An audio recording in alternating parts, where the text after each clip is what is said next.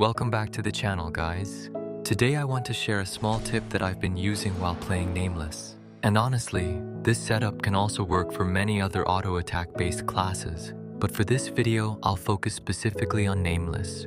So the topic today is how to properly utilize the Lex Aeterna effect from Freya Wing and actually make it work consistently on Nameless. As most of you already know, the Lex Aeterna effect from Freya Wing only activates through skill damage.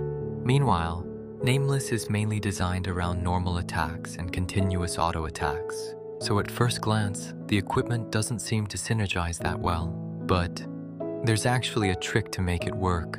The key is using the Priest Inheritance skill, Duple Light. This skill is extremely useful for Nameless in several situations.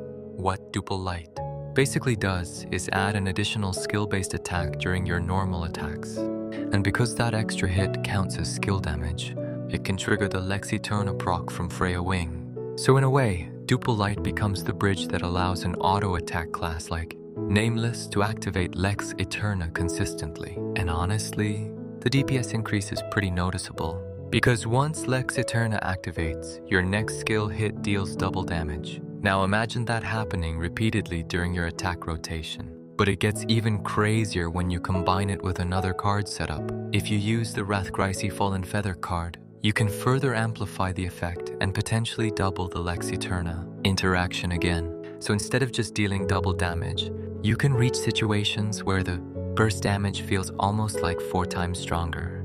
And when multiple procs happen continuously during battle, the damage output becomes really insane. Another reason why I like using Duple Light, especially in Magic Prison Tournament, is because the skill naturally deals holy element damage. This part is actually very important for teamplay. Since the Duple Light hit is holy element, it can trigger the enemy's elemental barrier into holy attribute.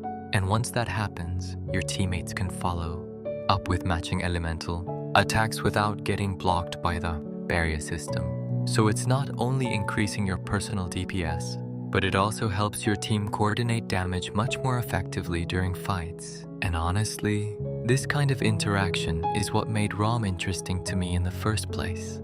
Finding creative ways to combine standard skills, equipment effects, inheritance systems, cards, and hidden mechanics together. That's the fun part of the game for me. Sometimes the strongest setups aren't always the most obvious ones. Anyway, I hope this short tip can help some of you improve your Nameless gameplay and boost your damage a little bit more.